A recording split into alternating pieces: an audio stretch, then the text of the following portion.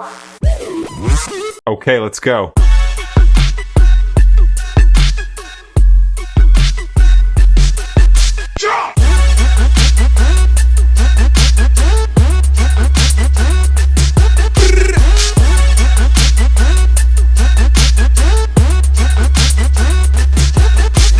তো সানিম ভাই, আপনি আসলে এটা পারচেজ করছিলেন কতদিন আগে?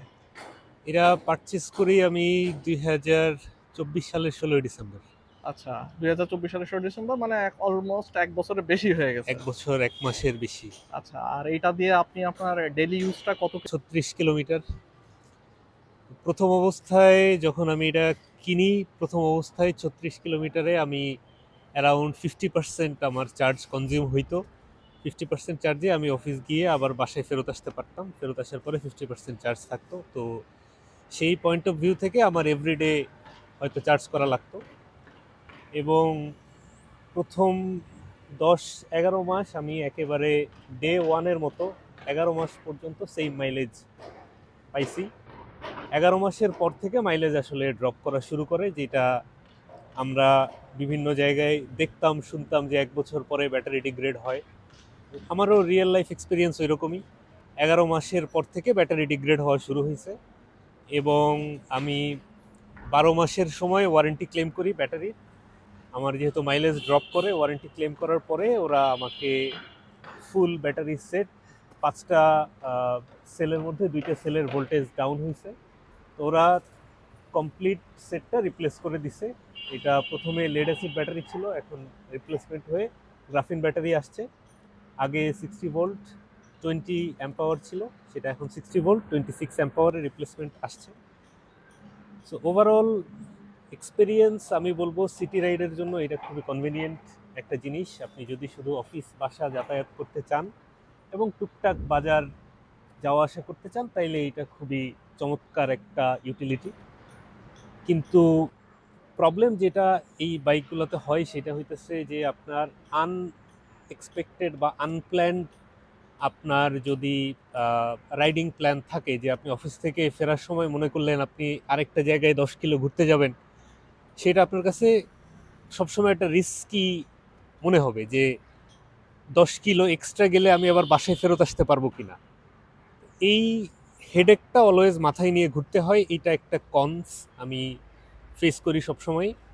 বাট যদি ব্যাটারি আপনার নতুন অবস্থায় থাকে এবং মাইলেজ যদি আপনার নতুনের মতো থাকে এবং আপনি যদি কনফিডেন্ট থাকেন, তাইলে হয়তো এই প্রবলেমটা ওভারকাম করা যায়।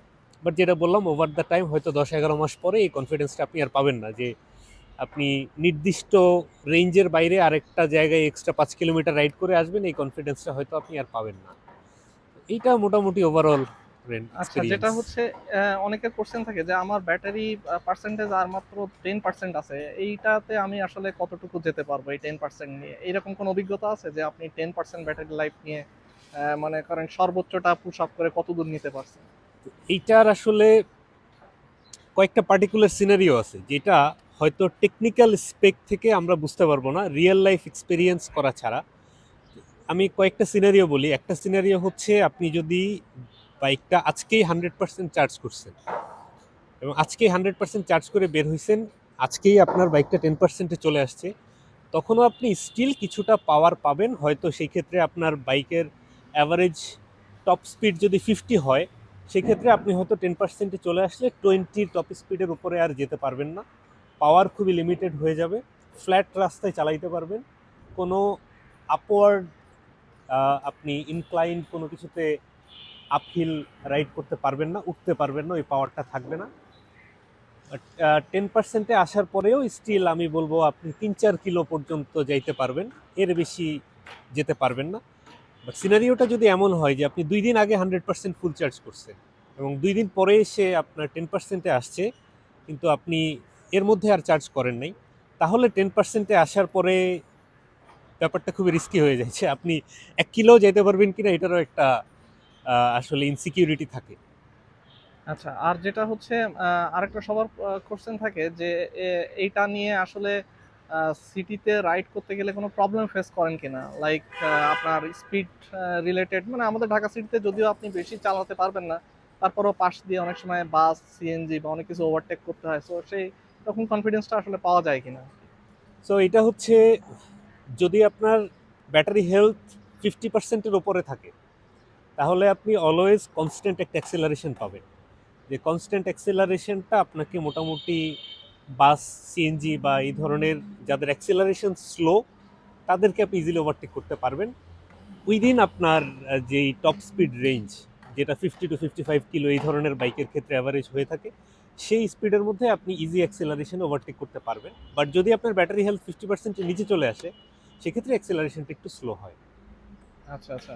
আর যেটা আরেকটা কোশ্চেন থাকে যে আসলে এটা তো ইলেকট্রিক বাইক, পানি লাগলে নষ্ট হয়ে যাবে কিনা বা বৃষ্টিতে কোনো সমস্যা হবে কিনা? আপনার কোনো এক্সপেরিয়েন্স আছে যে বৃষ্টির ভিতরে চালিয়েছেন বা অনেক পানির ভিতর দিয়েও চালিয়েছেন, এরকম কোনো বা কোনো সমস্যা হয়েছে কিনা এই রিলেটেড?